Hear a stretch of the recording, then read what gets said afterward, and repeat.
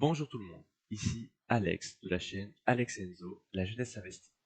Cette vidéo a pour but de vous montrer comment ouvrir un PEA sur la plateforme Fortuneo. Les principes de cette vidéo peuvent s'appliquer à d'autres plateformes, telles que Boursorama par exemple. Vous retrouverez en description des codes de parrainage, jusqu'à 130 € pour vous si vous entrez le code et respectez les conditions. Sur ce point, je ferai une parenthèse plus tard dans la vidéo. Alors tout simplement, on va commencer. Pour ouvrir votre PEA, vous rendez sur le site de Fortuneo. Et donc vous aurez cette interface et vous cliquez sur ouvrir un compte en bourse. Vous aurez cette fenêtre qui s'ouvre, donc on va suivre le formulaire, on aura un formulaire à remplir et on va le suivre ensemble. Donc on va sélectionner ouvrir un compte tout simplement. Quel type de compte? Alors on va faire le PEA. De toute façon dans tous les cas le compte titre sera ouvert avec le PEA. Donc on va sélectionner PEA tout simplement. On n'est pas déjà client. Donc là vous entrez toutes vos informations. Donc il y a la civilité, le pays, le nom, le code postal, tout ça vous rentrez, vous mettez vos informations exactes. Ensuite, une fois vos informations rentrées, vous allez devoir choisir un tarif. Alors, vous pouvez dire les tarifs, mais moi ce que je vous conseille si vous êtes un investisseur qui débute, comme marqué, c'est de prendre le tarif starter. En fait, vous aurez un ordre offert tous les mois si celui-ci ne dépasse pas 500 €. Et sinon, 0,35% du montant par an. Les autres, euh, les autres tarifs sont un peu pour les investisseurs on va dire plus expérimenté, donc moi je vous conseille de commencer par le starter. Ensuite, vous allez devoir renseigner les informations sur votre versement initial. Alors le dépôt initial est de minimum 100 €, mais si vous voulez bénéficier de l'offre parrain, vous allez devoir mettre un versement initial de 1000 €. Donc en l'occurrence, hop, ben voilà, on va mettre 1000 € et je vais mettre par virement externe. Une fois que vous avez renseigné les informations sur votre dépôt initial, vous allez aller à l'étape suivante.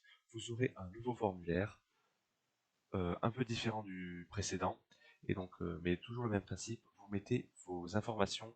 Donc vous remplissez ça avec vos propres informations, vous vérifiez qu'elles soient justes, et ensuite vous aurez la case pour renseigner un code de parrainage.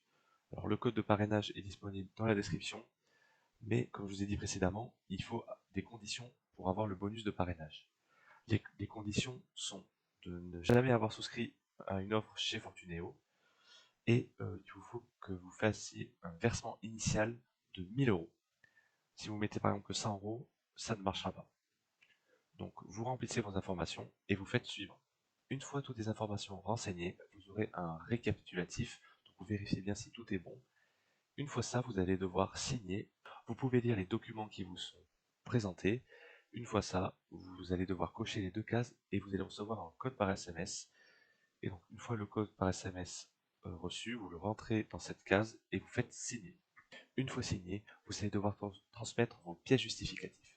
Alors elles sont au nombre de 3. Il faut un justificatif d'identité, comme une pièce d'identité ou un passeport, un justificatif de domicile, ça peut être votre facture d'eau, d'électricité, d'internet, de téléphone, ou même votre avis d'imposition. Et ensuite, il vous faudra un RIB français. Si vous n'avez pas tous les documents sur la main et que vous voulez continuer votre inscription, vous pouvez faire continuer plus tard et le dossier sera sauvegardé. Une fois votre demande complète, Fortuneo vous enverra par mail votre numéro de compte et votre identifiant, ainsi plus tard qu'un IBAN et un BIC. Cet IBAN et ce BIC correspond à celui de votre compte. Et vous recevrez par voie postale un mot de passe unique. Celui-ci servira à accéder à votre compte et vous pourrez ensuite le changer. Donc sachez que lors de l'ouverture, vous aurez deux comptes, autres que le PEA.